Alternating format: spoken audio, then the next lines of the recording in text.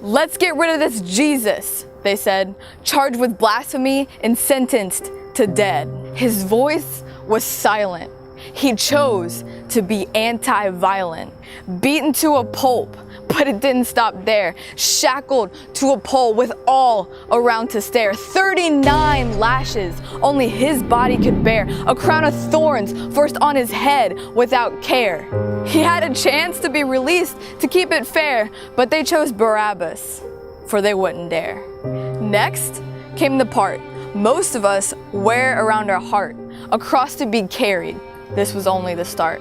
Once he reached the top, it still didn't stop. Body shaking, his arms were being tied. And all the while, the people thought he lied. Whack after whack, the nails went through. The cross was raised, and this was all for you.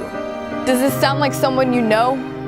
One man that only had love to bestow. Most of us know him as a stranger. So let me introduce you to a little boy in a manger. His name was Jesus Christ, born to be the living sacrifice, lived the life that we should live, and died the death we deserve to give. Most of us have heard this story, but it never sinks in and it's viewed as boring. I catch people in their seats, head back and snoring. Not trying to bash, trust me, I've been there before. So hopefully that gives you a reason not to ignore, because this story is not a bore. And I pray at the end of this, you get to know him a little bit more. All of this happened because we have a Savior that knew everything we were gonna go through, and he wanted us to know he's been there too. You see, in fact, this was all for you.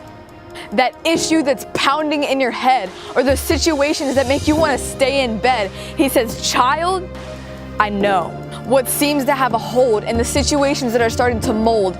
All that you are is nothing compared to how he sees you by far. You are his child. He made you in every way, and he chose to die so you could walk in victory today." Something I left out earlier after he died.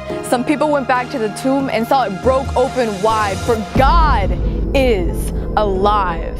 Defeated death, conquered the grave. God didn't choose a safe life, he chose the brave. So when it feels like you're in a dark cave, just know you are the brave. Jesus chose to give because he knew you were created to live.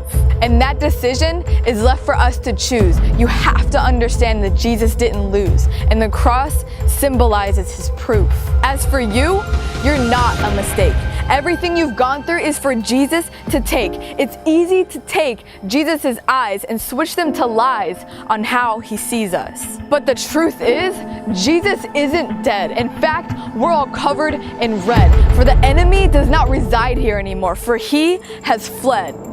We are redeemed, no longer bound in shackles, set free, a new creation. Forgiven, righteous, bold, confident, loved, victorious, holy, joyful, peaceful, patient, and kind. And my most favorite, fearfully and wonderfully made, because that old life was made to fade. Something you have to know in order to let go.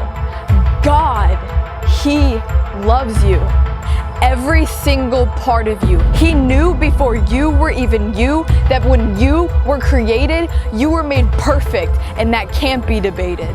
So the Lord wants you to know tonight, this isn't something that's easy. It's actually a fight. But with his grace and his might, that fire inside you will start to ignite. So the challenge I have for you tonight, are you ready to fight?